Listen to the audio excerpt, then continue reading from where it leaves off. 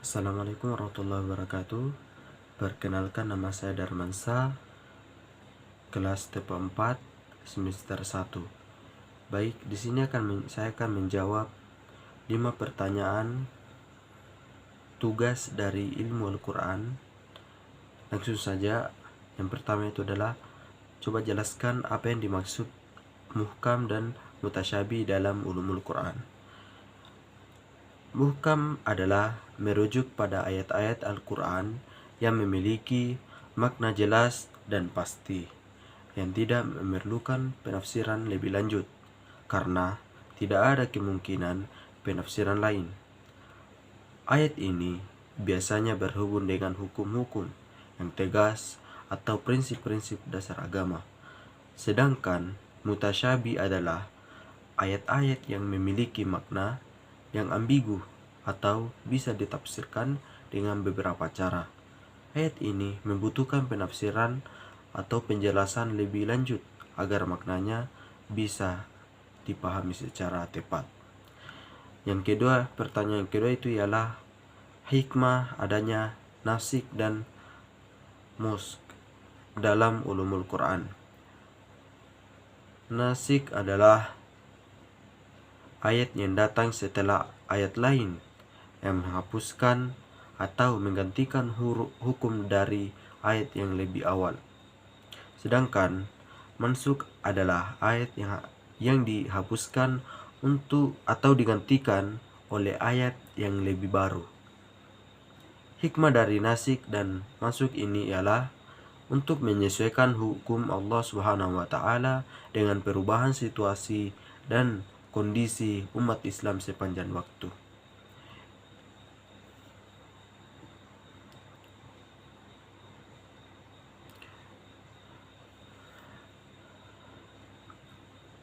Yang ketiga itu adalah alasan Allah Subhanahu wa Ta'ala bersumpah dalam Al-Quran. Allah Subhanahu wa Ta'ala bersumpah dalam Al-Quran untuk menegaskan bahwasanya pentingnya pernyataannya dan menarik perhatian umat kepada perkara yang sangat penting. Sumpah digunakan untuk memberikan penekanan pada kebenaran atau kebesaran sesuatu fakta, serta untuk memperkuat makna yang terkandung dalam ayat tersebut. Dalam banyak kasus, sumpah Allah Subhanahu wa Ta'ala bertujuan untuk membangkitkan kesadaran dan refleksi mendalam bagi pembaca atau pendengar. Yang keempat, amsal dalam Al-Quran.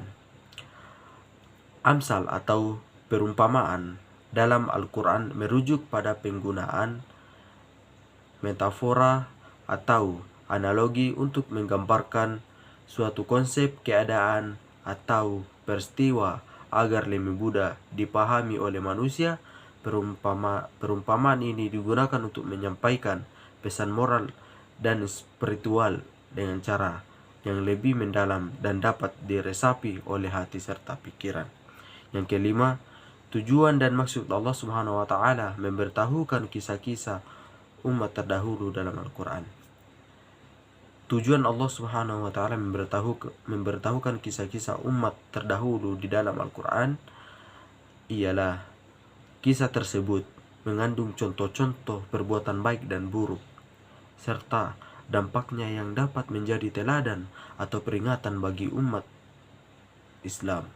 Selain itu, kisah-kisah tersebut juga mengandung petunjuk untuk menghadapi berbagai tantangan hidup dan mengingatkan umat tentang akibat dari kebohongannya, kesombongan, dan penentangan terhadap wahyu Allah Subhanahu wa Ta'ala.